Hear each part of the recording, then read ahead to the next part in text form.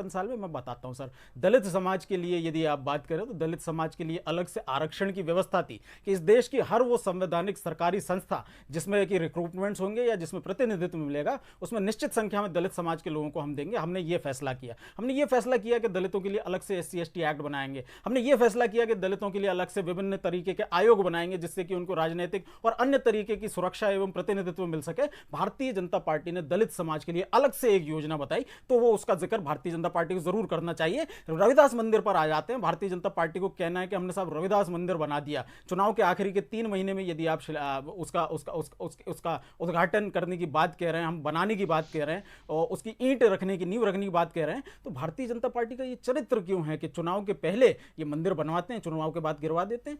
दिल्ली स्थित तुगलकाबाद में Delhi development authority, जो कि केंद्रीय शहरी विकास मंत्रालय के तहत आती है, मोदी जी के अंडर में है, उसके तहत आपने दिल्ली के तुगलकाबाद स्थित 600 साल पुराना रविदास जी का यदि मंदिर बुलडोजर चला के गिराया, तो इसकी दोषी यदि भारतीय जनता पार्टी नहीं है तो कौन है? क्या गारंटी मध्य प्रदेश में इसी तरीके की बात नहीं होगी? आज खर्च में केवल विकास विकास विकास ही चलेगा। तो अमित शाह जी ने बड़ा एक स्टैंडर्ड आंसर दिया, लेकिन जब इनका टिकट डिस्ट्रीब्यूशन देखते हैं उसमें कोई विकासवादी चेहरे के बजाय ऐसे चेहरे आते हैं जिसने किसी एक समाज को लेकर के यदि अनर्गल टिप्पणी की है, किसी ने बोला है कि तुम लोग वोट देने क्यों जाते हो, किसी पर इसी तरीके के दंगे कराने के आरोप यदि लगे हुए, तो आपके टिकट डिस्ट्रीब्यूशन में वो बात नहीं दिखाई जाती, ना ही जो कथित रिपोर्ट कार्ड आपने जारी किया उसमें दिखाई दी जाती है। क्योंकि मध्य प्रदेश में यदि आप देखें तो पूरे देश में अमित शाह जी के गृह मंत्री रहते हुए जिनके डिपार्टमेंट में डेटा कंपाइल होता है, तो मध्य प्रदेश जो है आदिवासी के साथ साथ दलितों की जो क्राइम रेट है प्रति 1 लाख की आबादी पर कितने अत्याचार होते हैं, उसमें मध्य प्रदेश नंबर 1 पर है। संख्या के आधार पर भारतीय जनता पार्टी शासित उत्तर प्रदेश नंबर 1 पर है। मध्य प्रदेश के कई इलाके हैं जो सूडान और साउथ अफ्रीका से ज्यादा पिछड़े हुए हैं कुपोषण के मामले में,